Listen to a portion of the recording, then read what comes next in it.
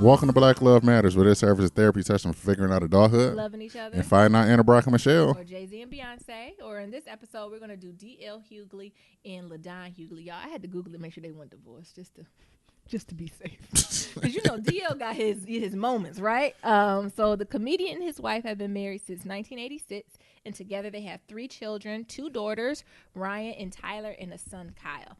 Now, DL done had a transformation over time, don't you think, Nero? Yeah. Like, he used to be, like, he always been a king of comedy, right? And he always did Def Jam and stuff. But in the last 5 years, something's happened. He's putting on those dark rim glasses. And have y'all noticed D.L. Hughley is tatted up from That his nigga throat is tatted the fuck up to the end of his fingertips. And it's something about people with finger tattoos, like fingertips. Like, you know what I'm talking about? It's on the knuckle of it. Uh-huh. That says something. They're in the same club of folks with tattoos on their neck. What that mean? That they lived life and they did some things. And I think that is exactly what DL done did. But, you know, he interested. His show is cute. And, you know, I was just looking up some of the books he had. And I'm cracking up over the title. So one of them is, I Want You to Shut the Fuck Up, How the Audacity of Dopes is Ruining America. And then the other book he got is How Not to Get Shot and Another Advice from White People. What the hell? How did I miss that? That might have to be your book club, Nero. Oh, okay. I don't know. Anyway, who is you? I'm Nero. And I'm Nyambi. And this is episode 61. It's 61. Happy Wednesday, y'all. It is Wednesday. It's hump day. Yes. What are y'all doing? Hopefully doing some work. Yes. Trying to make it to living for the weekend. What's Stevie saying? Yes. Did y'all see that that trailer? What trailer? Y'all know that trailer. What? That trailer. Oh, you talking about the trailer. You talking about T'Challa? Yes. Of course, I seen T'Challa. The trailer. And Angela Bassett, Nigga. and Lupito, and Michael B. Jordan, and just all things black. I've been watching that trailer like it's TV. Shut up. Like I just been watching it on repeat. You stupid. That shit is lit. I really don't even know what the movie's gonna be about. Is what's it called? Wakanda. Yeah. Is this Africa or is this an imaginary world? I'm not versed in the literature of Marvel. So was Wakanda a place in Africa, or is Wakanda an imaginary world? You don't know. Don't be lying. I'm not going to lie. We can ask the blurs out there, Yeah. the black nerds. Y'all let us know. I'm hyped for it. I have to start studying. Okay. You know I'm a well-read black girl. So would you like to read my comic books I have for black? Who? That's the one that Tanisi Ali Yeah, Ta-Nehisi Coates, baby. That's the one he did? Yeah. No, that's too woke. Okay. No. Okay. I would like to read the original. All right. Well, while we trying to figure out, Nyambi gonna read Ta-Nehisi Coates' version of Black Panther. No. I know how he get down. Be sure to leave a 1, 2, 3, 4, 5-star, Yes. 5-star rating and review on Apple Podcasts and Stitcher, and follow us on all forms of social media. We got that Instagram, we got that Twitter, and we got that Facebook, and it's all at Black Love Matters. Remember, that's Black with no K. What you got, baby? Not too much. So this was my first day back to work after 4 days off. Mm-hmm. And I was dragging my damn feet in there this morning. And it was bright. I got to be there at 7:30, y'all. So it was bright and early. The sun was up. But it wasn't too bad. Right back in the swing of things. Towards the end of the day, I was ready to go, though. Mm-hmm. I don't think that, my card attendant, he was the king of the north again. I see. He wore his fur coat, and I sent a picture to Nero. That shit. Do you believe me now? Me What rolling. you do when you got the notification? What did you think I sent you? I don't know what, you know how on iPhone, yeah. they seen it like a little picture and what's the name. So I was like, what is this? Yeah. And then I seen the captions like King of the North. And it was like NORF. He was clean, honey. He was clean. Ain't that a nice coat, though? Yeah. Like, it's kind of pimping. What is it, bear? It's grizzly mixed with polar bear. I don't know what it is. And the top part of it, y'all, is like a brown, and then the bottom is like black. And he be bringing up them carts. He be sweating. Then he got the nerve to put you see how his little reflective jacket was on the outside? Yeah. Looking like a bear pushing carts. Some other stuff that's going on with me, y'all know, I said I was beginning to get back in the workforce, you know, because my bot store chronicles, that's just my in-between, and I'm finally thinking it's to the point where I need to get back to a traditional, you know, not traditional, but back to a 9-to-5, get just back on the grind, making a little bit more coin, right? You ready to be a cubicle warrior? I don't know. I mean, what's the options? Working with flour? Yeah. So, you know, flour to cubicle, honey. At least the cubicle I get some privacy. Nobody look at my shoe, honey. But I applied for a job. I had an interview, and it's more of like community organizing and like housing and kind of helping folks transition that are in like low social economic housing. And like they were doing it, and so you got to move them from apartment to apartment till their apartment's done. So I like the vibe of it, but I just got to make sure it ain't no gentrification, slumlord shit. You know, that people try to get you in, oh, we're just helping the people and we're doing this. You know, I really got to check it out. But the guy that I interviewed with was cool. I knew it was some grassroots shit when I went to go interview. And he was like, oh, the door is locked. We can just walk around here. I said, this the hood. What we just walking around for? Girl, you from Detroit. You'll be all right. That's how I know my place. That's the difference. You know your place. When you from the hood, you peep shit out. Like, I don't know nobody on this block. They don't know who I am. And you know, we live in more of like a Latino neighborhood. You know, I can look Dominican from a distance, but then they roll up on me and hear me talking this country shit. Then they be like, no, that's a black girl. I don't know where she from. Like, you know, I'm wary of that. But it was cool. The people seemed cool. You know, as I'm walking, I'm looking through windows too, honey, inspired. And it'd be a different look for me. And I was asking you, Niran, what you think? Could you imagine me in that type of role? Yeah, I think you'll be all right. Because you know them your people. You say you want to work with them people. I do want to work with the people. I always work with the people, but this is working with the people. This is hands on. This is the people. This is hands on. People's daughter be like, Miss Leonore, you got to leave. You got to get out. Painting your house. You can't be in here. The fumes. Am I ready to get cussed out by Miss Lenora? Yes. Yeah. Yeah. But I knew it was something also when the person was like, oh, well, will you be flexible? That's one positive of this job. I'm like, oh, what do you mean? He was like, so if you got to run errands or something, that's cool. I said, oh, shit. My nigga radar went off. I said, so I can get my eyebrows done at noon and then come on back. But no, I do like the idea of like really working, you know, with people, my people, low socioeconomic folk. I include myself in that category, pro black girl from Detroit. So being able to really connect and have real talk with people. So that's why, you know, of course, I do my job, helping them move, making sure the house is right, but really having real conversations with people to be like, all right, sis Brooke Huss, what we doing to move them forward? And also, you know, with the kids. So being able to do that and also not having to put, you know, as we say, war paint on when you go to work. So really being to be authentically me. Right. In all that encompasses. And also being able to go to work with different hairstyles and nobody looking twice either. So, you know, it's gives on both sides. Yeah. So I'm kind of excited about it, but, you know, I still got to learn a little bit more because, you know, I don't like to be a part of gentrification stuff. My question is they paying you what you weigh? That's what I got to find out. You know, I ain't want to ask on this first interview because I feel like that was contradictory. So I don't get this whole speech about how I want to be for the community and on the ground. And he like, any more questions? Yeah, yes, how much? Yeah, well, bitch, you in the road. What's the salary range? Just give me a range. So, you know, he asked for references. So maybe if he come back, then I think that's a conversation. Okay. It just didn't feel right walking around the block and be like, well, how much this is? You want some negotiation skills so you can be like me? Yeah, you would have asked at that moment. I'm going to ask after he called my references if he called me back. Because he ain't offer me none. He might not like me. It might be somebody else that he prefer. Like I said, it's more of a Latino neighborhood. It might be somebody who speaks Spanish that he prefer. But he don't know about Nyambi. You Dominicana. What? From a distance. You Dominicana. I know enough to get by. Until they start looking at me like, see? Como esta? See? I say it quickly. Poquito. What is that? Little. You know what you was good at, though? You was sign language. You was good at ASL. Yes. You used to kill ASL. And I took a class thinking I'm going to kill it, too. And the teacher hated me. And I ended up getting an A+. She hated me with a passion. She'd be like, Nyambi, you just move your hands around too much. I said, this is how I talk in real life. Like, isn't my ASL interpretation supposed to be a extension of who I am? But she used to hate how my hands used to bounce around. I guess I did the black girl bounce around with the hands, and she hated it.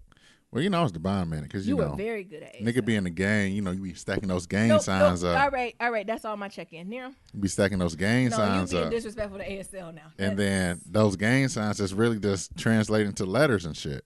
So that's how I became good at it. I'm for real. No, I know gang signs mean things. I know, but you know, the way that you talking. I understand that, but it just translated. It was just like muscle memory. I got it easily. Be quiet. Because, you know, back in the hood, be throwing those gang signs and stacking them.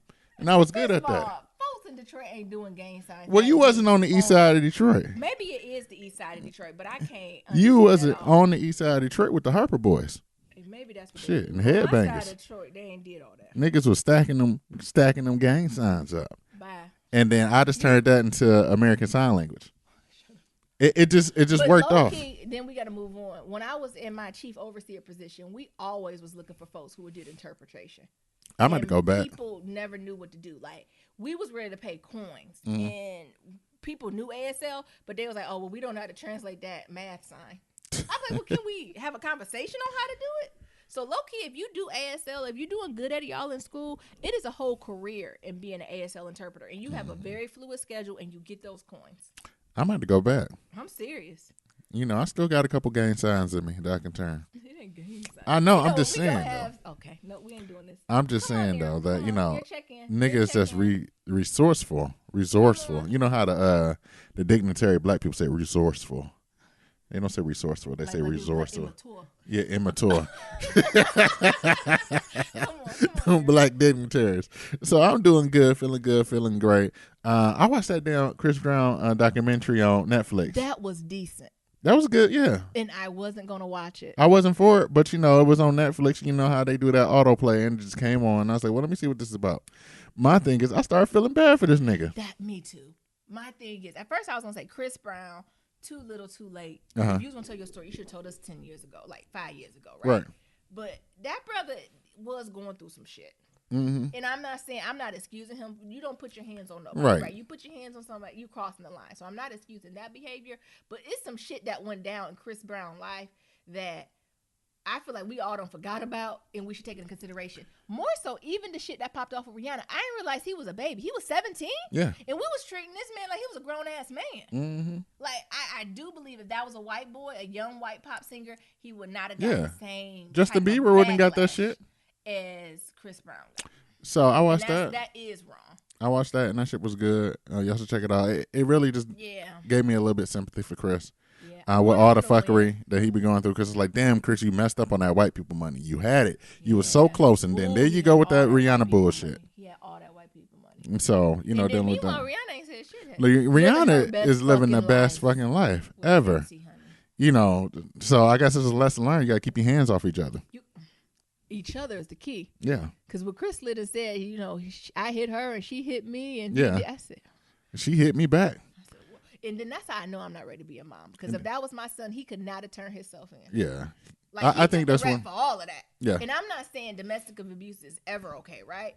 But I think just being a mama to a black son, and you done got popped in the mouth too, and you done popped her, well, both y'all come line your monkey ass. Well, you know, she from the islands too, and everybody. I haven't met anybody from the islands that don't pop off. Who don't pop off, man or woman. You right. They do got some temper things going on. They got some temper things. And you know, they be super aggressive and everything. So talking, you don't know what they. You don't know. They get that patois going. Yeah. You don't know what the fuck going on, and you don't know what she. Yeah. You right.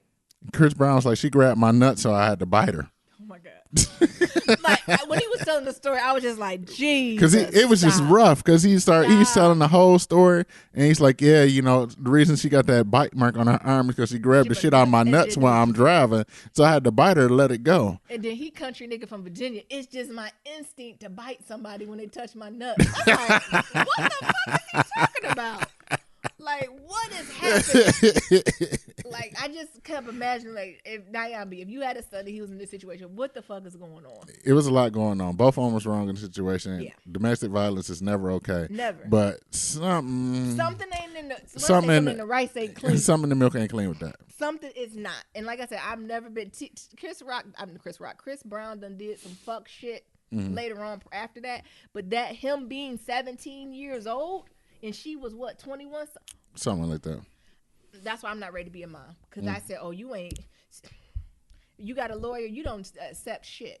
You know, he went up there and basically like, yeah, I did it all. Yeah, and I take full responsibility and all types of shit. Whoa. And I feel like that was the downward trajectory of Chris Brown. That was it. And the thing is, like, once you get in that system, you're always in that system. And that was the key. He got in that system as a baby. Yep.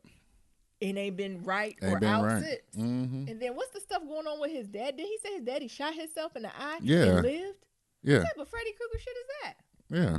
Like, all this stuff is like, oh, so when you went to trial, he had these domestic abuse charges, whatever. He up for a felony. His lawyer, nobody thought to say, well, you know, he mentally unstable. Like, you know, he needed Annalise. He needed Annalise to go back and pull all that shit back. Chris Brown got, shut up. Because you said she got everything expunged. Yes. But I'm just saying, it's something that could have been said to twist this story. He got too much money for that story for him to get on them felonies. Yeah. That's what I'm saying. He has True that. way too much money for him to get that felonies. But maybe mama didn't know either, because mama got a history of abuse, and all that's playing into it. So by him coming forward with this, it's like he's righting the wrong of not only him but his mama. Like, it's something ain't right. I hear you. It's something at the end of it. I was like, oh shit, this one it. So y'all go check that out. I check that out. What else Y'all hadn't be the happened? judge. Yeah. What else had happened in the past couple of days? Oh, I got some new glasses, baby. Finally. I have to apologize to you. I'm sorry. Just forgive me. So I haven't had new glasses in about 4 years, maybe even about 5 years. So it's been a while. Too long for somebody to wear glasses every single day. Not So for the glasses wearers out there, you got that anti-reflective coating, and scraping. that shit scraping off, flaking off, What the fuck? and like your prescription already fucked up. So it was just blurry. And y'all don't understand. Niram can't see. So I get these glasses after it took me forever, Yeah. and it's like I'm seeing the fucking HD. It's like I'm seeing the HD. So, baby, 4K. yeah, That's the new stuff. shit, 6K. Oh, you so Nigga is seeing I can see clearly now. I know. So I just want to, please forgive me, because I know some things I done blown you off. I done told Niram, because he home more than I am right now. So I'm like, Niram, okay, dust, paint the walls. I said, we have flat paint. It's fingerprints everywhere, Niram. So And I Niram couldn't was like, it ain't that bad. I said, Niram, I can see my hand on the wall. And so, I'm being an obedient woman. I said, okay, this nigga gonna play this game. All right. So I couldn't. Let it stand Look, there. I really couldn't see them. I know you couldn't. And then you gonna call today. It is handprints on the wall. Nigga, what? I've been telling you it's handprints on the wall. I was like, Niram, just paint the whole house. Just pay somebody to paint the whole house. He said it's just the shadows. I said, no, Niram, it's our oils from our hand. We have flat paint. So just forgive me, baby. And I told you not to use this flat paint. I can see clearly now, and I will be working on it now.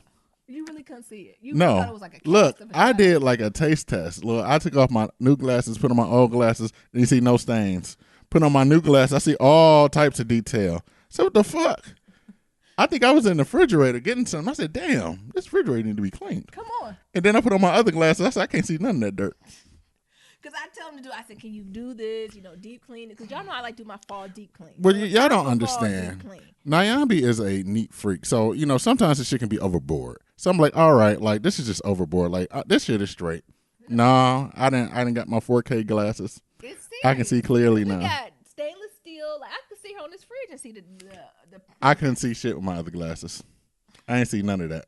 So I thought you was just tripping. No, like you I was usually not. do. No, I was not. So I got some new glasses, y'all, and I can see clearly now. Good, he painted the house. He been So- doing it all. He's supposed to do it at the beginning of the summer. Yeah, I'm about to He go. painted. I said, okay. I'm gonna, I just looked at him. I said, okay. I'm gonna have They're have a take paint it out of party. our closing costs So and is. ask to paint. It's okay. I'm gonna go to Walmart, go get some That's paint. money. Mm-hmm. Other than that, just working. Y'all know I work for this tech company, and one of the things that I have to do for is like put on events every month for the users of the platform, and I think I'm killing it. Like I started, so I got an October event already locked down. I got a November event already locked down, and a December event. So I'm already set for the rest of the year. Oh, nice. So that's cool. I'm very excited about that. I'm also excited about some other things that my boss taught me about the area that I'm in, and how that my position is going to evolve into something that might be a little bit more permanent. So right now I just work like part-time for them, more of a freelancer type thing, but they said, as the market grows, it may become something permanent. So that was kind of cool. Yeah. And then, still doing some negotiations for my other job, because I let them know, like, look, I got this class. And, we had a conversation. He seemed cool about it. And then he sent a follow-up email, and it was just some things it was just minor semantics. And I just wanted to make sure, like, it's clarified in writing that, I want the option to work from home, on these days. Like, I know some days I told you I'll come in and then I go to class and I won't come back. But I also want you to know there's going to be some days that I won't be coming in at all. Yeah, you have to get that in writing. So I made sure that all that was in writing, because like the thing I was telling y'all, like they couldn't pay me what my expected salary range is. Mm-hmm. So we had to do some other stuff. So I told them, like, look, y'all came by my salary range. Y'all want me here. So I need to not be here some days. Yeah. So it's to the point now where, you know, I work from home, or I'm going to be working from home like Monday, Wednesday, Friday, and then I'll be in the office Tuesday and Thursday. Yeah. And we'll see how that works out. You know, we got like a 45-day test trial or whatever. But we shall see how that works out. Other things. We got a special guest with us. Yes, we do. We got our homeboy, Spread Love. Y'all know that wonderful intro music we got? Spread Love did it. Yes. You know, he's the man. He is the myth behind the beats of the Black Love Matters. One of the things I was telling Spread is like, you know, when we make it, you make it, bro, because you at the beginning of every song. Absolutely. Every song. Every podcast. So it's you. You come on before we do. Exactly. You come on and you Alpha and Omega. Oh, Lord. Not Alpha and Omega. The beginning and the end. He is. He's the Alpha and Omega of the Black Love Matters podcast. Why this gospel song? Oh, King Jesus. Because I got King Jesus. Yeah. So, you know, we got Spread Love here at the kitchen table. You know, Spread tried to get off because I was like, look, man, you here? You gonna be on this podcast? Like, oh man, I'm gonna watch you. I was like, no, nigga, I didn't fed you. You already got compensation, so I need you to go ahead and be on this pod. Yeah. So what else, Spread? How you doing, man? I'm doing well, man. Yeah, you gonna tell the fine people who you are? Spread Love, man. That's who it is. Just up here with my family, man. Just hanging out. Had a spare moment to come by and kick it, and somehow I'm on this microphone. Yeah, that's what we do. Look, this nigga over here trying to be bashful. He got a radio show. He got a radio show. Now he over here trying to be bashful and shit. This nigga is a DJ. It ain't a talk radio show. I talk a little bit every now and then, but you know, it's about the music. Yeah, let that speak. That's what's up, man. From there, but like what y'all doing, man. You know how I feel. I'm feeling everything y'all doing, man. I'm behind it. Well, that's what's up, family. To the top, man. That's where we going. That's where we going. That's what's up, fam. So, babe, we don't have a Black Love story for this weekend. Thank you for saying it that way, because usually you know, like we don't got no Black Love this week.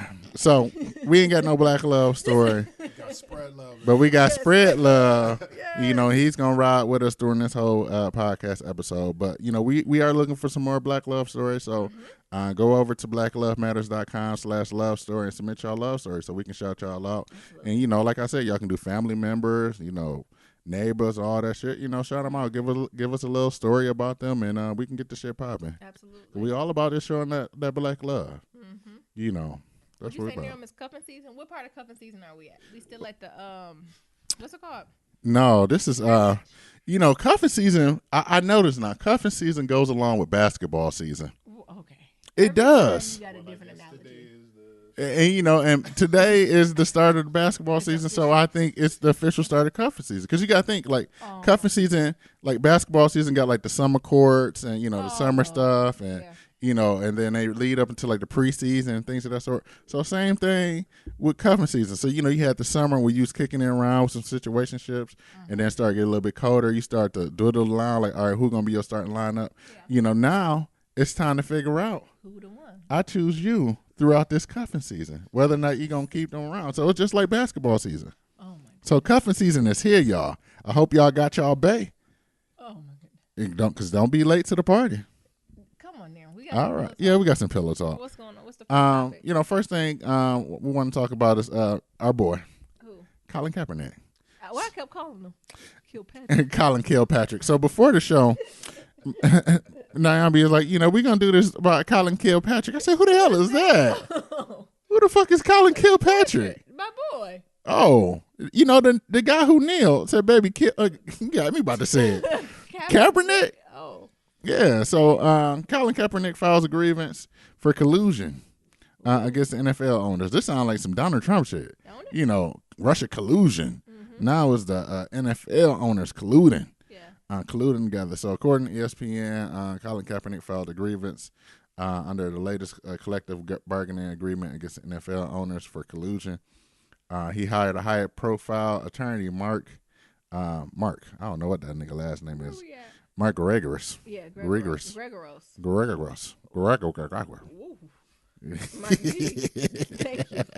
Thank you. To handle the case. Y'all know who I'm talking about. Do we know what collusion is?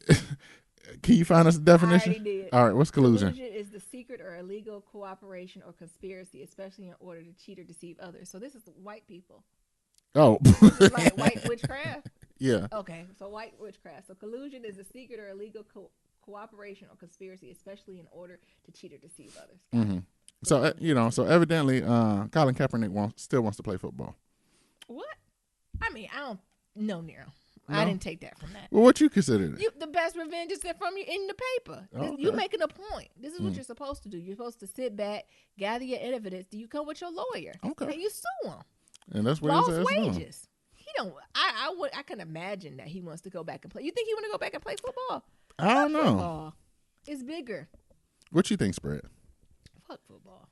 Oh man, like Chasing the ball like a dog. probably don't. Really Speaking to the mic, brother. Probably don't ever have to really go play football anymore. Man, he's like such an icon now. Yeah. Mm-hmm. You know, he's like a symbol now. So probably don't even have to hit that field anymore. But you know, if you're an athlete, you've been training for this all like your whole life. So Right. you know, it maybe still some things you want to prove on the football field. Yeah. You know, so Could we have an off the record conversation? Yeah. So this is no white people in the room. Is he a good football player? Yeah, he's pretty Is he decent. like a decent football? He's better than some of the. He was at the Super Bowl like 2 There's years a lot ago. of niggas that be at the Super Bowl. But he was the starting quarterback. Oh, so that was that boy? Yes. The 49ers. Yes. I didn't know this was the same Negro. Yes. running touchdowns. And That was everything. him. Yes. I mean, he had a Okay. little sort of downward. He held it down, but he's still better than some Season, niggas, 'Cause some I other had people to out just there. make sure he was good at it. Because in front of white people, of course, he's the GOAT. But Mm-hmm. I just didn't know amongst ourselves, is he that good? Yeah, he that good. You know, I think, with this whole situation, Colin Kaepernick is the first Native American who got shot. Oh. So- Christmas okay. addicts. Yes. Okay, look, okay, Waka Flocka. I didn't No. know where we were going. I feel like he is. I feel like he's like the first Native American who like got shot by the white man and then ran back to the tribe and And said, told- like, the white people are coming. Like, it's time to lace up, motherfuckers. Yeah. So I feel like that's what Colin is, because Yeah. you see everybody kneeling and you see everybody doing this shit. And they was They scared kneeling to do before it. the game. They kneeling after the All game. the way to the game. They doing all this kneeling shit, but niggas was afraid to talk about this shit until Before. Colin did it. So I feel like he was the first Indian or the first Native American to get shot. Yeah. Of all the sports. 'Cause Yeah. none of the sports was doing it. Well, the thing is, basketball can't do it because they did that shit back in the 80s, where I can't remember. It was like a Muslim player who wouldn't stand, something like that. He wouldn't stand for the national anthem because he was Muslim. He was like, well, I don't even fuck with this shit. Yeah. And then it was that big ass hoopla, and it's now in the NBA rules that all players have to stand. They made that a rule. Yes, it's a rule. Jeez. It's a rule, so you won't see any of that from the NBA. You'll see niggas talking, but you won't see none of this symbolic. So if they don't stand, what happen? It's like we already been through this. You gotta. I love this shit started. So if I don't stand, they just get fined. They gotta pull a Jay-Z and be like, "Fine me, honey." Yeah. How much it cost? And so that's what's going on with him. I wish that brother nothing But I but think this is luck. a greater look that sometimes we have to think of as black folks. Sometimes you got to hit folks from all realms. Yeah. So I know we're doing, the protests, with the NFL players, celebrities, normal, all of us doing it, but you got to hit them from all sides. So I really like this idea. I'm real hype after seeing Marshall that you got to use the law. Yeah. You have to use the law to make a point. So it has to be changes in policy. And just by this case being on a book, it's going to help another case down the road too. So even if this case don't go all the way, to the top, he gonna get some coins. Yeah. He gonna get something, but it might not go all the way to the top. But the case after to be able to. So I think that just speaks volumes in utilizing the law, for us for a change. I can see the NFL, next season making a rule just like they did the NBA that everybody got to stand. Yeah. So I think this is not just for football, but in all work that you do. Mm-hmm. Like you don't forget about the law. Have you seen on the internet now? But the movement traveled overseas now. You got Really? soccer players kneeling. See, that's what I'm Oh talking yeah, about. it's going international. It's everywhere Yeah, now. it's everywhere. Okay. Shout out to that. So it's going everywhere. So since we already mentioned the brother's name, we're going to talk about Waka Flocka not We'll being talk black. about Waka Flocka briefly. So Waka revealed. I keep thinking about the Muppets. Waka Waka. Yeah, that's where he got it from. Is that where he got it from? Yeah, Shut that was up. his favorite character. So that's why his name is Waka Flocka. Don't do this. I'm for real. You about to get a tomato on this one, Don't. Wikipedia that shit. I'm telling you. He the Waka Waka? Yes, that was his favorite Sesame Street color But he character. He didn't say anything. Waka Waka didn't. Well, Waka Waka. Waka Flocka. Okay, so Waka Flocka revealed to the host, I think he was on Swear in the Morning, that his grandmother once told him that their background was Native American as well as European. Therefore, he does not call himself African American. Waka quoted that I am not African American at all. He said this around the 5-minute point in Sway in the Morning talk show. He went on to say, my folks is not from Africa. A lot of people in this room, folks, ain't from Africa. Might be a couple, but just don't. What is he saying? Might be a couple, but people just don't understand. I asked my grandma, yo, grandma, what's your background? She said, Redfoot, Blacktail Indian. I said, what? And she said, she said, yeah, my mother and father, we 100% Indians. I asked my other grandmother, and we got Cherokee in us, and European and Italian, a little Dominican. I'm uneducated, but I'm confused. What? He said, I'm uneducated, I'm confused, he later says, but I'm damn sure not black. You're not going to call me black. He was right in that uneducated and confused. But, I don't know. But the thing is, his argument was check the books. I got all these books on my laptop. Check the books. I said, what's the article? Cite your source, sir. Check the books, Way. And you know what? This is the only thing I'm going to give him. I do believe, because I know we also had someone send an email, and I do believe it's a lot of African Americans that have Native American blood. And I do believe the number is much higher than what we believe. But what Waka is doing is denying his blackness. So he's saying ain't no black in him. He just Native American. Sir, those are not the facts. I'm going to need you to rewind that and understand history and how you play into that. Yes, like what he say? He got some European and a Dominican. What do you think Dominican is? African. Niggas. So what do you Y'all get mad at me if you want. Didn't we just have this one? Yeah. The episode a few weeks ago. They just got off the boat before us. And they told us, well, we asked about New Yorkers and all them folks. Yeah. And they said from the continent. That's Yeah. where, and they just was niggas. So that is a Negro in you. What is he talking about? Well, he done read a paragraph from Baldwin and took it out of context. Well, before we get there, the name Walker was given to him by his cousin after the Muppets character Fonzie the Bear catchphrase Waka Waka. The name Flocka Fang was given to him by Gucci Man. So just because I got receipts. Bye. But he also you got books on your computer. I got books on my check the books, Nyambi. I got the books on my computer. He made me so mad he couldn't name one book. And then his ass went on Instagram and it's like, I know what y'all saying, but I'm just not black into the standards of America. I'm a nigga, but I'm not black. Shut up. Spread Love got some Indian in him. What you think, Spread? Hey, then I do actually. We're speaking to the mic, brother. I do, but I ain't not claiming my blackness. Because black is what you see. Yeah, exactly. Not really what you think you are. Even if you don't claim your blackness, someone else is going to see it. They going to claim it for you. Right. Claim it for you. Come on. So you might as well just... My question is, all of a sudden now he ain't black. So you been saying nigga all this damn time. I need reparations on that. Exactly. Because if you ain't black, you don't deserve to say nigga like the rest of us. The rest of us. You're yes, not allowed. You're not allowed. You ain't allowed to say You're not allowed. Come on. So if you ain't black, Waka Flocka, you can't be saying nigga. You can't. So, oh my nigga goodness. for you is canceled. It's just, why can't you be more than one? You can be multiple things. You can be native and black. Yes. He's not African American from Africa. I get it. Okay. Cool. He ain't even meant that, because in the line he said, "I'm stupid." What did he say? "I'm uneducated. I'm confused." Well, why are you? Maybe this isn't the time to speak on this. Right. What is it? But I told you, I keep going back. What's going on with the Native Americans not claiming us? It goes back to that email we got where old girl said, they done found that they native and they trying to get these reparations. They trying to get that casino money, and they got to have that paperwork because they talking about nah. Really? See, I need to know more about this because there's something going on with this Native American. I think it's the time when black. Some people want to be black when it's convenient. Come Right. on. It's a tough time to be black right about now. Absolutely. Now is the time to stand up and claim it. Hell, I'm Native American too. I'm from the Saginaw Chippewa tribe. Oh, you not. That's one thing I'm for sure. Did your family though, Niram? Do you have any Native American blood that was allegedly in your family blood or any ties like that? Nah, nobody ever said that. I know I got some white in my blood. Oh, Yeah. thank you. Very close. Let me see. How many generations? Great. Great. Okay, yeah.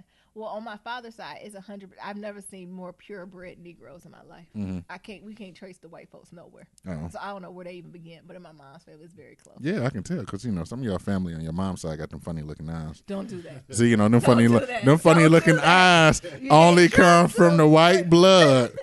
Funny looking eyes That is penetrated. don't come from no straight Negus blood. The Negro. Nah, The it tribe don't of come from Negro. African blood. Yeah. That comes from white blood. That's a mixture. Yes. Well, my father is it's hard to find a white blood. Yeah, on your anywhere. father's side, It's everybody hard. look the same. Everybody, and we all Everybody look got alike. the same forehead, all look alike. hairline, Everybody. jawline. Strong genes. But my Yes. mom's side, yeah, it's like I think my grandfather's father or maybe grandfather is half white. So that's where it kind of, and that's too close. That's too close down the road to count. So we shall see. But I don't know. Waka's confused. But this happens. It's not just Waka Flocka. I know we picking on him, but celebrities, black celebrities, every so many years they come out with this shit. Who was it? Cannon Pharrell? Malaysian. Yeah. What was it? Pharrell said it was the new black. What did he say? He not old black. He new black. What the fuck is And then that? what was Raven said? She a person of the world. I don't know. Like We you. don't get these civil rights white black t-shirts. Don't get Yeah, we need civil rights black because that's what I am. I'm a civil rights black. my t-shirt. This happens every so many years, so it don't surprise me. I'm just surprised that Waka said that was he not African. I don't know where that came from at all. Jesus. Just looking at his mama, like, come on, Deb. Your name is Deb Atney. That's a nigga name. That's a nigga. It's just. Oh my God. Just look. Oh at my the God. history. I ain't even throwing shade. That easily could be my auntie. She look like one of my aunties. Right. So just come on. All right. You got anything else about that? No, that's all I got for that, man. You done? I'm done. I forgive him, but come on, get it together. Oh, let's do it. What are we talking about next? So it was this article that we found, and we talked about it talks about loneliness in relationships. So traditionally, when we think about loneliness, it's a condition that is just outside of relationships. But sometimes there's loneliness that can be felt inside of intimate relationships. So that's why I just wanted to talk to you about, Niram and Spread. Like, what's your thoughts on like loneliness and then also loneliness in a relationship? I definitely feel like, if you don't play, I also think this comes in. I think this goes into the matter of personal self-care. Yeah. And that the source of your loneliness may stem from a problem that you would have had as a childhood. I personally think. Yeah. And the thing is, the only way to soothe that is to make sure that you're okay with your damn self. Yeah. You have to. But what I want to say is loneliness inside a relationship, I don't want to say it's normal, but I think sometimes it does happen.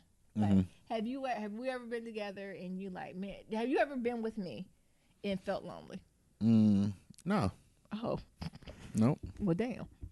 No. Well, I guess lonely is not the word, but you have these moments where you feel like you're moving through something alone. You never felt that way either? No. Okay. Well, thank you.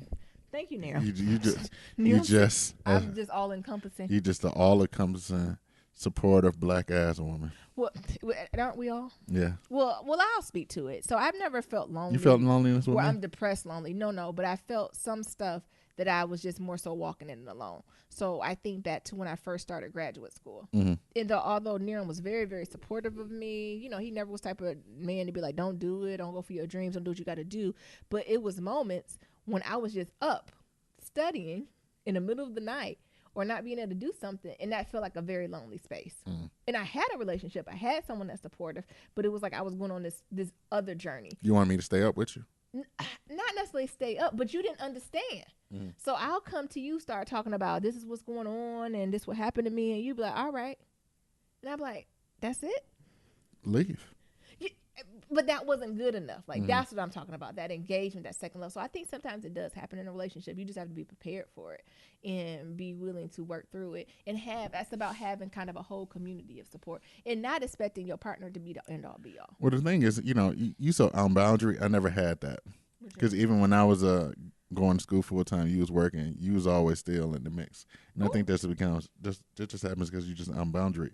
Versus me, it's like, oh, well, this is your school stuff, so let me give you your space. Yeah. Yeah. And it wasn't even about a negative thing, but it was like, it's just something you had to do on your own. Like, it didn't even matter if you were sitting right next to me while I was doing my work. Yeah. It was still a very long process. Like, I had to do it by myself. And I think you have trials and tribulations like that when you're in a relationship. And you have to be able to work through it. And I think it's a real thing. Neeram says it's not, but I think it is.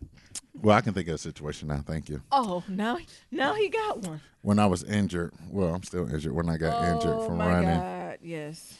And, Naomi's like, just go out there and just walk. And I was like, no, Naomi, I run marathons. Oh, yeah. Oh, his ego got to him. What I look like. He was in his cancer interview. What I look like just walking. No. Nigga, you can't run. I run marathons, goddamn. Well, you about to walk this block. And so I felt like I was a little alone there. But it wasn't that I was. No, but you just didn't understand it because you're not an athlete. Oh, watch yourself. What? I am an athlete. Oh. I used to play softball. How long ago was that? About 10 years ago. That's a 10-year lie. You were 10 15. 20 years ago, maybe? 20?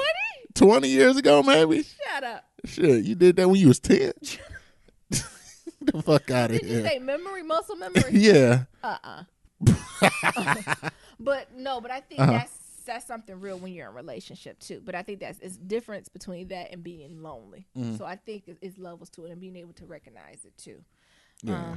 What's your thoughts on loneliness? Or in relationships, have you ever felt alone or lonely? I kind of see where you guys are coming from. Yeah. And taking information from what you guys are saying. It seems more like you're trying to present a situation and you want somebody to comfort you in a way that you would like to be comforted. And it's like you got an itch that they just can't scratch. It's an inside itch. Come on. And you just can't scratch it. Yeah. So you try to empathize with the person, but it still is not exactly what you need. They got to move 2 inches to the right. You just got to move in your own space and figure it out on your own. And the other person may be trying to help you, but they just don't know how. So all you can be is present for the person. Absolutely. And I find myself in situations where I just try to be present for the person, even though I might not know exactly what to do, but I'm there, I'm present. And I think that's sort of the same situation. I've been in situations, but I try to handle my own things on my own most of the time. I'm not very too verbal on situations like that. I try to sort of handle it on my own once again. I can understand where you're coming from. Yeah, though. I think that's the perfect analogy is having an itch that the other person can't scratch because it's an internal itch. Yeah, it's something you have to really handle for yourself, and then that goes back to other stuff we talked about. Yeah. So if you always got somebody that's scratching that itch, that's gaslighting. That's a form of control. Yeah, and the idea of when you get in relationships, you got to make sure you can hold your own. You got to make sure you bringing some stuff to the table too, and that you're not always waiting for someone to bring it. That also ties back to the episode we talked about intimacy shadows. Yeah. So what's the shadow of your intimacy style, and not using that against the other person? Because I think that also can trigger arguments in relationships. It can. So if you're going through something and you feel alone, and I'm supposed to be in this relationship with you, why are you even here? What's your purpose? Ooh. And you have to be able to separate that out, right? So between what's your purpose in this relationship to what's the shit I'm really going through. Is this just some shit I really just need to process myself, or is this something we need to process as a couple? And the hard thing is, how do you determine it? How do you know which one's which? Episode 41 is Intimacy Shadows. Yeah, so that's when we talked about intimacy shadows, resentment, and the Black Love Dot. Yeah, episode 41. But I also think it really goes back to being self-sufficient and knowing that during a relationship, you have to be able to stand on. Personally, you have to be able to stand on your own too. Yeah. By yourself. Always. And knowing that like the person is not there to complete you, they're there to compliment you. And there's going to be some situations that they just don't know how to understand or to even understand, because I think what was going on with that whole grad school stuff when you was in there, it's like, well, I just came fresh from grad school, I'm working 40 hours, 40, 50, 60 hours a week. Like, I just didn't get it. Like, okay, you working, like, go to class, do homework, take a 3 tests, and call it a day. And it's like, no, it's not. It's not that. That's a different ball game. Yeah. And it's the politics that come with it. Like, damn, what I'm looking for, what's the word? Respectability politics, and it's all that, and working with your advisor, and curriculum and, stuff. like all that stuff that people don't know of. And I really didn't understand that until I went through it my own self, and it's like, oh, I get it now. I'm sorry. I was just about to say, yeah, that, man, like, because everybody advanced at different points, and some people would haven't went through different things to even know how to comfort that next person, because you don't know what it takes to help right them yet. So. Yeah. And I think that's when we talk about you got to be with folks who's equally yoked as you are. So I was able to kind of, like, you at least, like what Spread said, being able to at least empathize, to having that emotional intelligence to say, oh, I see you going through something, and it's a rough part, compared to, I done seen the opposite with girlfriends. So that's why I wanted to get to this now, where I've seen girlfriends who went to grad school or did something, and they partner, husband, boyfriend be like, I don't know what's going on. I don't know why you're doing this. And I don't care. The key word, I love that pimp talk. Well, after you done accomplished it, you done came through the fire ride, and you're like, I done made it, I done went through it, and then here come your part of that one, their supporter talking about, we done did this. We did it. We was in school. We got a degree. What? What? We got a degree. We got a degree. Yeah. Where your name on the paper? It's invisible writing. Child. Invisible That's ink. the stuff you have to be aware and wary of. I think that's the loneliness. But when do you think loneliness in a relationship is a negative thing? When I think it's a negative thing? Yeah. When do you think it's not, productive? I think it's not productive when you voice your concerns to your partner, and they're still not able to like console you or even be in the situation. Because like what Spread was talking about, like, yeah, you can be present. Like, I don't know what's going on. I don't know what you're going through. I just don't know, but I can be present. I'm here. What can I do for you? But you also got to know like what you want. So, for example, Spread might be there. Like, I don't know this whole situation. You going through this. I've never been through that, but I'm here. I'm present. What do I need, or what can I do to make it easier? Or how can I relieve this pressure? Or how can I make it seem like you're not lonely? Yeah. And if you don't have an answer, that's a problem then. Yeah, absolutely. Yeah. Yeah, that's all. I was just curious to make sure it's opposite sides of it. So I don't want folks being like, well, you supposed to be like this. No, because that's the thing. Like, they can't read your mind. Like, I can't read your mind. Yeah. This is a new situation that we both are going through. You're going through it. I'm going through it as your partner, trying to support you. So I might not necessarily know what's the best thing for you, but I'm present. Like, I can make dinner. Can I bring you some food? Would that help? Like, what do you need? And sometimes, when your partner be like, well, what do you need? What can I do? What can I do as a man or as your partner to make it seem like you're unlonely? I'm here. I'm present. I'm sitting next to you. I'm beside you. But what else can I do? Sis, bro, because one of my tips I used to like to do for Niran when he was like working full time and in grad school, and I kind of was just doing my job. I said, Niran, what could I do today to make your life easier? And you'd be like, what? What are you talking about? Shit. Just asking that one little thing really helps folks push through. Yeah. I think that's what it comes down to. Yeah, I agree. But I think loneliness inside of relationships is a real thing, but you have to recognize and see where that loneliness has come from and do kind of a check-in. And it goes back to making sure you have clear and transparent communications in your relationship. Exactly. You have to be able to do that. Because if you're not having this clear, transparent communication, it's a wrap. Yeah, and then you can make it a burden for your partner, too. Yep. And it make everything harder. Like, damn, I'm doing everything that I know to do, and things are still not working, or I can't fix my partner's problem. Yeah, but we can't always fix someone's problem. No, No, you're not Jesus. I always tell folks, I ain't Jesus. I ain't perfect. Only Jesus saves everybody. Oh. You know I believe in that. You got to tell folks. You have to be able to reach out. But I always thought that was a good one. That's what's up. Yeah. So the next thing I got we can talk briefly about before I think we have a listener letter Yeah. is this idea of comfort versus happiness. You know, this struck a chord with me. So our culture is so obsessed with happiness. It's hard to go to a bookstore or a website without seeing articles about how to be happier or 10 steps to a happy life. You know, the assumption is that a good life is a happy life. And we're consistently getting the message that happiness is the most valuable thing that we could aspire to do.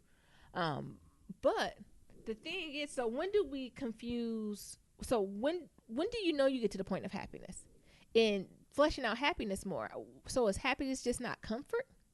So being in a safe space or being like, being in a routine almost, you already anticipate what's going to happen. Like, what is the difference between those two? And where, how do you prioritize them? What's your thoughts on That was a good question. Comfort and happiness? I'm over here trying to pull it happiness. up. I'm over here trying to pull up the definitions on dictionary.com. Why you need a definition? So I can figure out what the hell I'm talking about. Shit. So comfort is the state of physical ease and freedom from pain and constraint. Yeah, come on. The easing or alleviation of a person's feeling of guilt or distress. Yes. Oof. And happiness? And happiness is what? Let's see here. Happiness. I'm thinking about Al Green. Love and happiness. That's what I was thinking about. And happiness is the state of being happy, pleasure, contentment, satisfaction, cheerfulness. So? Merriment. Yeah. So does comfort mean happiness? No, it don't. What is it then? What's your take? Well, according to this definition, comfort is being eased of pain and constraint. So you can be not having pain or being constrained and just be neutral. And just be miserable or be neutral. What you say, like the opposite of love is not hate. It's not having an opinion, basically. It's indifference. Indifference. So you can be comfortable and be indifferent. That sounds like white people daily. Yeah. Jesus.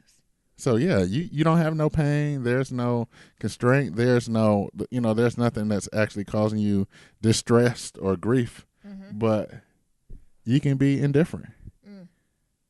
So do you think you strive for a comfortable life or a happy life? What do you strive for? Me personally, I strive for happiness. Why? I think what true happiness and the result of comfort comes from being the complete happiness that you can be. I personally think, because by you being happy, that also encompasses that comfort aspect as well. That's interesting. What you think? I don't believe in happiness. Okay. What you believe in? Joy, something you ain't had. Since 96? Since 96. No, when I first seen that, I was like, they hitting something on the head. Like, everyone is telling us to be happy. But I'm trying to, as I'm working through my journaling and going through the stuff I'm going through, I've always found moments when I've been happy, right? But I'm really seeking out, how do I find joy in my life? So I think joy is something that maintains over time through good, bad, and ugly. You can still find joy in something. I think what I found going through what I went through the last year or so, happiness kind of flees. It's a fleeting. Yeah. Yeah. So happiness comes with kind of events, people, places, and I don't know how to explain it. Like, happiness is almost controlled by the outside. And I feel like joy is more of an internal thing. Okay. So I feel like happiness is by like outside factors. That's what brings happiness. But joy is something I have to find internally by myself, alone. Ain't nobody else here. Everything been taken away. Do I have joy? Period. Gotcha. And I think happiness is like, ooh, these is red bottoms. These is bloody shoes. Hey. These expensive. Got a bag and fix my teeth. That's happiness, right? Hope you hoes know that shit ain't cheap. That's happiness. But something about the name of Jesus. That's joy. Two different songs. Yeah. Spare, you got anything to add to that? I don't know how I run Rance Allen and Cardi B in the same sentence. Well, I feel like Nyan be hitting me with a loaded question. I thought we over here talking about comfort and happiness, and then she go with joy. You can just do what you want. I'm not saying happiness is a bad thing. Yeah. I'm just saying in the space I'm in now, I see the trap of happiness. Gotcha. That's all. Happiness seems to be a trap sometimes. All right. You can kind of strive for both. You can strive for being comfortable and being happy, because if you're happy, more than likely you're comfortable. But happiness, like you said, is conditional. So if you take a condition away, that'll immediately make you unhappy. Yeah. If you lose this, you lose that. Yeah. It'll make you it'll make you unhappy. So is that what we're striving for? And some things we don't have control over. So you gotta let things go that you don't have any control over, and you gotta find some way to kind of think yourself happy. Yeah. And that, once again, that word would be joy. On the inside, because you can't have somebody controlling you. Yeah. Or we're in a society now where is push products, they push all these type of things to supposedly make you happy and stuff like that. And I think that's we're kind of like caught up right now in that type of world right now. So I think we're at a point now where we need to find our joy in everyone. And I even think back to what was our episode with Dr. Umar. We talked about Dr. Umar, how he was saying all these things that we want that allegedly bring happiness are like symbols. Yeah, status symbol. Symbols of happiness. They're symbols of freedom because we don't got it. Ooh. So instead of having true happiness and true joy, we can go buy it. And if I have these things, that means I got happiness. But that right? don't. Come on. And what happens after you have it for a little while? Come on. That's done. It's fleeting. And then you got to go to the next thing. Then iPhone 10 come out. Come on. It just never stops. It's a continuous cycle. And I think that's what gets me with this idea of happiness. But comfort is another monster in its own, though. I think comfort can feed competency. Like, you can be very complacent. Yeah. I think it really is contentment. People can be very content where they're at sometimes, and folks can miss their blessing and moving forward in that comfort thing. I think back to, even me being in academia, and y'all know the brown folks in academia or in the corporate world, they give you golden handcuffs. Yeah. And comfortable, I got a bomb salary, I got bomb insurance. As Neeram say, I could take long lunches. Academia is the only place I know you can take a lunch from 11 to 3 and nobody get mad. Absolutely normal. You can say, I'm in this lunch meeting. Because, of course, you're doing work. Let me be clear. Like, you work in academia. Like, you got long hours, but it comes in waves. So it's very much a cycle. So there's cycles when you working every day. Then there's times when it's a month past. And you're just brainstorming, right?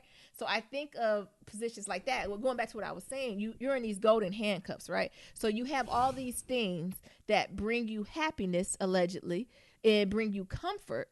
But to the core, you're unhappy with where you're at. Yeah. Right? So you're in this environment that's saying one thing, doing another, not valuing your voice. You're just there as another number. It's going against your professional and your personal ethics, but you're getting all this other stuff. And you feel like you can't leave because you feel like you got all these other things. And it brings these things of happiness, right? Yeah. Come on. And then if you feel like you leave, and then what happens? You become uncomfortable. You become uncomfortable and you become unhappy because you never had no joy in your life. God damn it. Wow. Because you never had no joy. You like I act because you don't got no joy in your life. You never had joy in your life. You never had joy in your life. Now you like me since 96. We're going to get you better. So I just think about, breaking these words down and what it means long term in the games that folks playing and how you get into these cycles. And we talk about generational curses, right? But I think as we're breaking one generational curse, we're forming a new one. So, the goal is, right, to get out the hood, allegedly, to, own property, own your home. Allegedly. Do these things. But to get to that point, what type of generational curse you got to get in to do it? I feel like y'all go down to this whole concept of American dream. Yeah. The westernized. That, the reason why we strive for these things is that's the American story, the underdog, to come back, to come here with $2 in your pocket and be a millionaire. Yeah. Everybody wants that underdog story. Yeah. And then also, so this idea of being a millionaire, make money, but it's never be a millionaire, be an entrepreneur, make the money within your own community. It's always go work for white guy or some company or some corporate. And that's how you do it. It's never this idea of, create your own. Yeah. within your community and move forward. That's never the American dream we're preaching. So that's what I'm talking about, us creating other generational cycles and curses. So we might be breaking one, but we forming another one, right? We're forming just other new slaves. What Kanye say? Yeah, new it's slave. just new slaves. So, we're not a slave to the field no more, but we're a slave to that clock. Yeah. And then not even to the clock. So, ain't no wrong with an honest 9 to 5. I'm trying to get back in that realm. But to what extent that you can't even help your own community no more? Or look at Jamila. What's her name? Jamila from ESPN? Yeah, Jamil. Yeah, Jamil. So she working at ESPN. She can't even say nothing to take a stand for her community. No. And you get fired. You lose your money. That's crazy. I don't know. It just stuck a trigger to me. And also, just rethinking of when we think of happiness, what do we think about? When we think of, comfort, what we think about? And even more so than us, because our asses is old. I always like to say, we old dogs, right? We got to go with the game. We got to get a 401k, right? We're not at that point where we like, I'm going to just live off the land, right? No. But what are we teaching the next generation? Right. What are we doing to prepare the babies that are now in middle school and high school? What thoughts are we putting in their head? What examples are we providing them? Because they're the next generation that can define this type of stuff. So I think that's more so. I don't have any kids or anything, but I know for our godson, those are type of things. I try to use those type of words. Like, what brings you joy? Right. What do you want to do? Cars 3. Okay. Oh, you like cars. You got to have these type of conversations. Lightning McQueen. So you want to build your own car. So you want to do, these are the thoughts you got to start putting in their head as babies and start bringing them up thinking they're going to be the top of it. You know what I'm saying? It ain't so do you want to be a mechanic, and ain't nothing wrong with that. Oh, so you want to build your own stuff. You want to design your own stuff. That's what you want to do, right? Or he like cars. So you want to make your own movies. That's what you want to do, right? Maybe. And one time, that's what he said. Yeah, I want to make movies now. But you got to start putting these ideas in these babies' head at that young of an age of that's the route we want you to go on. Because I think back to when I was a child, and not that my parents forced anything on me, but it was very clear that you go get a job. Like, you go get you a 9 to 5, or you go to school to get you a 9 to 5. Yeah. It was never this idea of creative, entrepreneurial thoughts. That was not the conversation. Right. Not that I think my parents was anti that. No, but that's what they know. Go to school, get a good job. I don't want you to work as hard as me on this factory line. Yeah. So if you go away from hard labor to the desk labor. So, you go to school and you go get this, that 4-year degree or whatever, and then you go get that good 9 to 5, that good desk job. And you be good. Yes. But seems like things keep changing as we go to generation to generation. Yes. Before it was like, we can work in these factories. That'd be nice. Next generation, you go to college, you can get this job, and you can work at this company. Yeah. Now, where are we at now? Yeah. Be independent, run your own stuff. What's the next thing? And that's what we got to get ahead of. Like you say, what do we tell the babies? What do we start instilling in them right now? Because they got little white babies who are making their own codes and apps now. Yes. At like 6 and 7 making codes. And I barely know what a code is. You know what I'm saying? And I'm college educated. I know the code, but I can't go in and make my own apps. And we got babies who's going in and doing that type of stuff. And that's the stuff we got to start doing for our children and our community to be ahead of the game. So that's when I think of this idea of comfort versus happiness and how they lead into each other and how they both can kind of create vicious cycles and going from there. But also at the end, I know we wrapping this up. You also got to be honest with yourself. You got to be honest with yourself and what you want. Everybody don't want to be at the top. Like, you really have to be honest in what you want and when you're finding a partner and be able to articulate that. Because something else I see with my girlfriends, so they'll be super ambitious. They'll be somebody that be like, I'm okay watching Sunday football and barbecuing and going to work and coming home. But then sis over here be like, I want to take over the world. I want to do this, this, and that. And they're like, well, that ain't what I want to do. No. So I think this is almost a conversation you got to have when you're getting serious with folks. To be like, what brings you joy? Like, what brings you joy and excitement? And making sure some of that stuff has to align. I think it's very important. Yeah, absolutely. I truly agree with that. Yeah. Even though I joke and say I ain't got no joy since '96. I got a little bit. I got a little tiny bit. Whenever I do this podcast, when he get them 5-star reviews, you be thinking Oprah done called us. He be like, they done left us a 5. I said, Oprah? And they be like, no, girl from the Chi-Town 383. I'm like, who?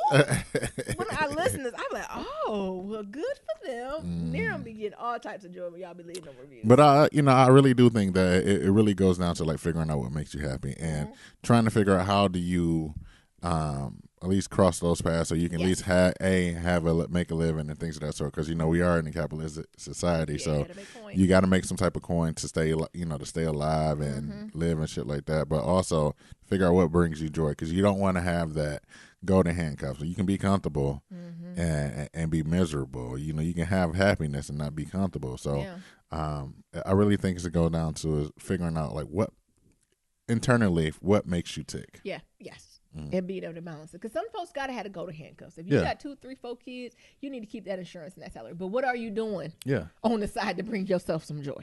And that's the thing. Like I feel like we are, what they call us, dinks, double income, no kids.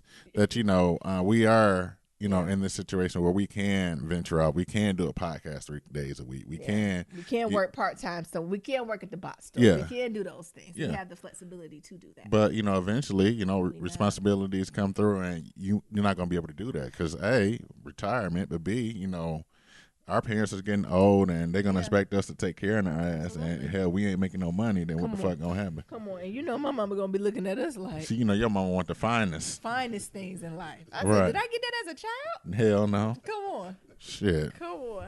All right. We got some kitchen table talk. Yeah, here. we got some kitchen table talk. All right. As always, to submit kitchen table talk, Sis Bro Cuz, submit your questions to blacklovematters@gmail.com. And again, that's blacklovematters@gmail.com, or you can leave us a voicemail at 508-784-1111. That's 508-784-1111. The subject of this one reads commitment and friendship. It says, hey, I would like to remain anonymous. Look, thank you, Nira, for taking that out. Because I was going to say name. I know you say name, so I'd have to put that in there. Thank you. First of all, I would like to say that you guys are hilarious. I'm only on episode 14, but I love this show. I just recently ended a situationship with this guy, but I realized this is my cycle. I really love talking to him, though. We talked for about 8 months. I didn't feel like us having sex and not committing to each other was good for my own mental health. Yes. I've always ended up in this situation with guys who does not, with a guy who does not want to be in a relationship with me. Granted, he did tell me that he didn't want to be in a relationship from the jump, and I just didn't want one when we first met. But now I want more for myself. I want to be loved. So my question for y'all is, what exactly does it mean or look like to be friends with someone? When do you ask for a commitment? When do you transition from being friends to asking for more? Or do you ask, or do you not ask? Do you just go with the flow the entire time and not expect anything from that person? I'm trying to understand this stuff, and I really just want to feel unconditional love because I am an unconditional lover. I want someone to go through these life trenches with me. I definitely be asking questions as I navigate through this. Let me know what you think, Sis Bro Cuz. Mm-hmm. Nero? Oh. I thought. Why you get quiet like that? I didn't know you was looking towards me. For Yeah, an I answer. mean, what you get quiet? Like, which one to jump in? She got a lot of questions. There's a lot of questions going through here. So when do you ask for commitment when you feel like it? Break down the letter first. So it looks like she's been in situationships. And Nerum and Spirit Love defined to me that situationship is a booty call. I didn't say it was a booty call. Well, what do you think it is? I think situationships can be different things, but I think in the current terms, situationships are like friends with benefits. See, I more or thought less. situationships were emotional relationships. Mm-hmm. Like I think it can be a little bit of everything. Not sex, though. Everything but sex almost. And you're like, oh, we might as well, but we didn't. You haven't crossed that. Well, maybe it has evolved because it definitely has. Situationships usually have sex in it. How you know? Okay. Be careful. Both. he tried to help you. He tried to Spread love for the win. Spread love for the win. You tried it. Speaking to the mic, Spread. I think it could be both because barring her situation, you could be in a situationship with someone that you did have sex with, and then you figure out later, I don't know which way this relationship or situationship is going. So you got yourself in a situationship. Mm-hmm. Yeah. So probably that's a lot of situationships because you cross that line and you be like, okay, so what are we doing? Mm-hmm. Yeah. And it's how you begin is how you end. So it looks like at the beginning of her question, that's not what she's asking about. No. But they began like with this common understanding Yeah, that this is what we're going to do. Right. You know, sis, men don't evolve as quickly As it's like he was in that zone. So if you got in a relationship with him and said this is how we're gonna be, he's already made his mind up. Like I don't know many men that would flip it. So of course I got Nero, but I got other male friends that I talk to, and they be in this, and they was like, oh, she put me in the friend zone, or she just a booty call. Like that's just what it is, and they can't like think beyond that. Like it's you've been put in a box. Yes, and it's very. I mean, I guess eventually you can get out the box. We're simple creatures. Hard. Yeah, it's very hard to get out of that box once especially you've set that expectation, and he's thinking, some way he's pseudo being respectful to you by keeping you in that box. And I believe what Maya Angelou said, when people tell you who they are, believe them. He said he didn't want no relationship. And that ain't gonna change until he's ready to change that. There ain't nothing you can do. I know, what was that lady in Atlanta, the power of the pussy? It do go far, but it can't change all this. If a man don't want it, he don't want it. And you shouldn't be with somebody who don't want it. Yeah, I agree. And I think I've heard of situationships and been in situationships where you meet with somebody, you talk, and it's like I just want a situation where niggas don't be catching feelings and things of that sort. I just want to have fun. I want to go to the movies with somebody, but if I'm at the movies with somebody else, I don't want nobody to be tripping, things of that sort. And dudes be like, okay, yeah, cool. They'll do that, and that's the energy you call, right? And then like 8 months later, you be like, I think I'm really feeling you. Like, no, well, you can't. I can't switch the light off. I can't no take backsies because in my head, this is what I'm here. I'm here to give you hard dick, go to the movies, and give you some bubble gum. Yeah, not bubble gum. And and I mentally don't have that. But I think one of the things that you could do is that whenever you feel like, this is going on. So for 8 months, and you can say, well, things. I think I'm starting to catch feelings, or I just want to see like where is this going or where this can lead. Yeah. But you got to verbalize it and just know that the brother or the sister may be looking like, well, hold up, this is not what I asked for or this is not what I agreed to because early on you said you didn't want niggas to be catching feelings. So in my head, I ain't trying to catch feelings. I just know I'm here to play a role, and that's it. Yeah. Respect the answer. Yeah. So be prepared for the answer you're going to get and respect it and be ready to move on. Mm. So the thing is, okay, if you come to him and say da-da-da-da, and he might respond well and say, me too, I just didn't want to move there, and then fine, y'all live happily ever after. But be prepared for him to be like, a deer in headlights, be like, nah, that's not it. And then when he say, no, that's not it, you have to be prepared to leave and say, well, it's not working. Exactly. Because you have to set expectations and boundaries for yourself, and you blocking yourself from finding who you really need to be with because of that. So that's just the beginning part. But her next question for us, her main question that she asked directly is, what exactly does it mean or look like to be friends with someone? Mm-hmm. I don't know what she means. Don't fuck them. You can't have sex with friends. What? You can't. You don't have sex with your friends, boy or girl. You just don't have sex with them. Okay. I think it's no sex. Then you got to watch the intimacy too. So I'm also a type of friend. I'm not the friend you just gonna lay up in bed and cuddle with me with either. Naomi don't play that shit. Like, what we cuddling for? Like, no, this.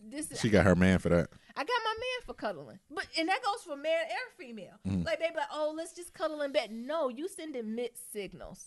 I'm there for emotional support. I'm there for conversation.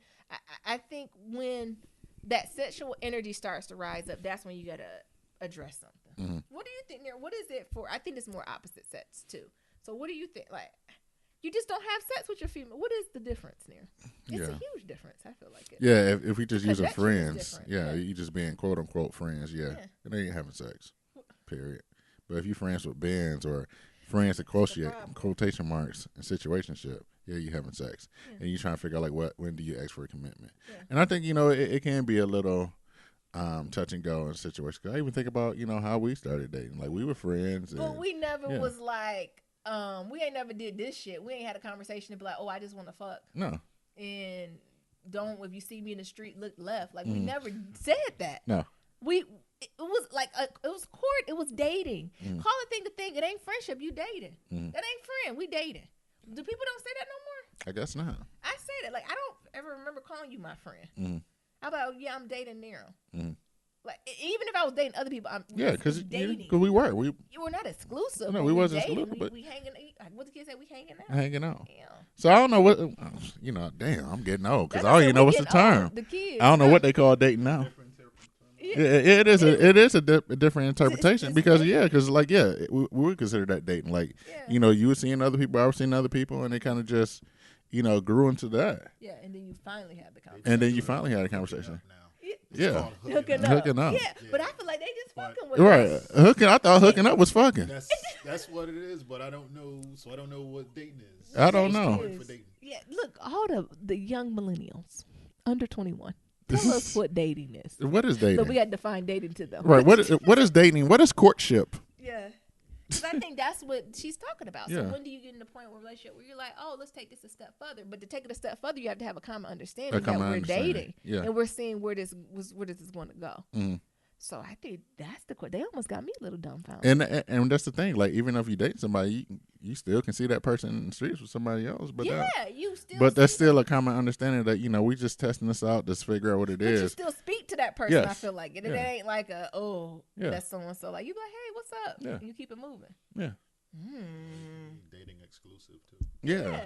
So You could be dating exclusive, but I think when it's early on, put in that box to say like I don't want to be catching feelings and blah blah blah. Like I feel like that's a dog whistle for a nigga to be like, well, all right, well she just here for some cuddle, some late night cuddling, and some movies, and maybe go out to dinner, and that's it. Yeah, so maybe it's that initial contact, that initial conversation to say, I'm open to seeing, where this could go. Like, if we're going to be friends, so we could take it a step further. But I really just like to get to know people to see where our energy leads us. Mm-hmm. Is that too namaste? Maybe. But then the next question is like, when do you ask for a commitment? Nyambi or you just overall? Well, let's go both. So I think Nyambi right around that 6 month mark. Mm-hmm. I'm like, what we doing? Mm-hmm. I think 6 months as long as I'll go without some type of title or clear expectation of who we are. Because I just say 6 months because I'm busy. Because I got things to do. So 6 months meeting, we going out to dinner, dating, going over each other's houses. We've had conversations. But at that 6 month mark, I need to know if we continuing on or if we just going our separate ways. Period. So I think 6 months is always good time. And I think, as the other person on the other end. But we dated longer than that. Yeah, we did. Yeah. But we also was younger because, we was an undergrad and things of that sort. Yeah. But I also think, like, just being on the other end, you, as a man, when you hear, like, your the person that you date, like, wanting more, that also gives you enough time, like, all right, well, she wants this. Like, all right, am I willing to give that to her? Yeah. And, as a man, it's like, well, all right, I enjoy talking to her. I enjoy being around her. The number of people that I was dating while I was dating her are actually going down, and I'm starting to be a little bit more exclusive with her. So It naturally happens. because it does naturally happen. Like the number of people that you just start dating or dating around, they would naturally get weeded out because you like, well, I'm spending more time with her. I knew you was the one when I went out with some guy and I wanted to call you and be like, Nero. I just went to this day. This is what this nigga did. Like I almost wanted to tell you to be like, this nigga sorry. This nigga sorry. You ain't sorry. You the one. Come on over. Team Nyambi. You know what I'm saying? Like, because that's the type of relationship you want to have with them. You want it to be transparent. But I say right around that 6 month mark. I know some folks is closer to the 3 month mark. I think anywhere between 90, so 3 to 6 months is when you can say, and just say it. Like sometimes you have to call a thing. And if folks aren't willing to give it to you, you got to let them go. Yeah. You have to respect the other person's decision. Because I think relationships downfall begins when you don't respect the other person's what they've told you, and they just trying to be nice and sweet and go along with you, right? Right. And then they end up fucking up and doing what they said they was gonna do in the beginning. Right. Is go fuck around, or they don't want to be with you. They don't want to be with you. But and that's the thing. You in this day and age, people are soft and they scared to be vulnerable. You say soft. Yes. Because I'm old school, so niggas is soft and niggas is scared to be vulnerable, and you got to be vulnerable when it comes to this relationship thing. And sometimes you gotta be willing to get your heart a little broken, your little heart broken, and move on. Yeah. For someone to be like, I like you. Do you like me? And somebody be like, no. No. And you say thank you. Thank you. You gotta move on. You can cry. But you rather do that at month 6 than year 6. Yeah. And then be like, I want to be with you. And they're like, truthfully, I don't even want to beat your ass. I don't know why the fuck I'm here. So, well, hell, we got a house. We got these kids. Your mama in the other room. Yeah. Like. And I think that's what it really comes down to. And being, you just gotta be clear with your intentions and impeccable with your word. Yes, being impeccable with your motherfucking word and saying what you mean and meaning what you say, and going on from there. So if it's this point and you like, I'm doing this situation shit with this dude. Yeah. You bring it up like, hey, I know we initially started this, but this is what I'm feeling now. Yeah. What do you think? Yeah. And then like, nah, this is not what I signed up for. Say All right, thank you, thank and you, walk away and move the fuck on. block his number because he's gonna try to come back. Yeah, because he gonna be like, damn, that puss was good, and block the number. And I miss it. Block the number. Maybe I can do this. Maybe I can run a little bit more game. Because trust what and slide through. Yeah, trust this game. So I think that's the thing is, sis, I don't want to hear you start no more relationships with I don't want no connection, I don't want no relationship. I think you need to be honest, transparent, and vulnerable. So when you meet guys saying, I want to see where this develops to, but I'm looking, what she said, she's like, I'm really looking for my forever. I'm looking for someone who can really go on a life journey with me and see what this going to be about. Because there's some dudes out there who want that. I don't know, where's this illusion that dudes don't want that? It's not. There's plenty of Negroes out there that want that too. Yeah. Okay. Nia. I've been trying to hook Nia. Nia, send your FICO score. You're right. What he say in your CV? He don't need no pictures. He need a CV and that FICO score. He don't need no pictures. But and he a type of brother that's like, I'm looking for Mrs. Right. Yeah, I'm looking for Mrs. Nia. Mrs. Nia. So, and I think that's one of the things you can think of. There's brothers out there. As much as society is like, niggas ain't shit. Or the 5 people you done met. Yeah. The 5 people you done met. Or niggas with degrees. Only thing they want is pussy. Yeah, it's definitely some niggas out there. But that is like that. Yes. Come on. But they still there. Yeah. Did we answer all her questions? I think so. Do you just go with the flow the entire time? No. You say what you mean and you mean what you say. Ain't no going with the flow. And like you said, Nero, be prepared for a hurt feeling. Yeah. Because some guys gonna be like, oh, this too much. Yeah. And you say, okay, I'm too much. Because I've heard of people who like being in situationships is like, and being like, I told this nigga that I really didn't want nothing. I just wanted to, have sex. And then, I came back and 6 months later, it's like, I'm really feeling you. Where we at? And the brother being like, nah, like I'm not really. That's not what you That's not cool because in my head, I've already turned that part of my brain off for you. And I got baby girl over here. Yeah. I'm grooming. Oops. Exactly. Who's told me that this is what she wants. Right. Come on. So. Say what you want. Manifest it, sis. Mm-hmm. Keep us updated. You got anything? I'm sorry. Look, Spur, we get to run in our mouth. You don't stop, right? You got anything else for the listener letter? Anything you want to add to? No. You said this no. is for me. Oh, okay. Spurs, I submitted the letter. I say no day. Yeah. Oh man, but thank you again, Spur, for being a part of our podcast. Yeah, it was fun, a good man. time. Mm-hmm. And is there anywhere folks can contact you and find your music or Right. anything? Anybody want some beats? Yes. You want to produce? Yes. Spreadlo@gmail.com. Yeah. All righty. Hit me up. Yeah, say it again. We do it twice on Spread, here. SPREADELOH, like Elohim, @gmail.com. All righty. Elohim. I love it. Hit my nigga Spread up if y'all want them beats, y'all. Yes. That nigga produced too? Yes. No one really know what that meant. What? Elo meant Elohim. Yeah. Yes. So. Yes. Come on. I got you. All right, you want to close us on Yeah, so to submit a Black Love Story, and we need some, y'all. You do. Go to blacklovematters.com/love story to submit a question for Kitchen Table Talk. Shoot us an email at blacklovematters@gmail.com. Remember, that's black with no K.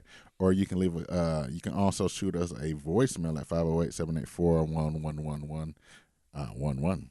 That's a lot of damn ones. Come on, Nero. 508-784-1111. Thank you.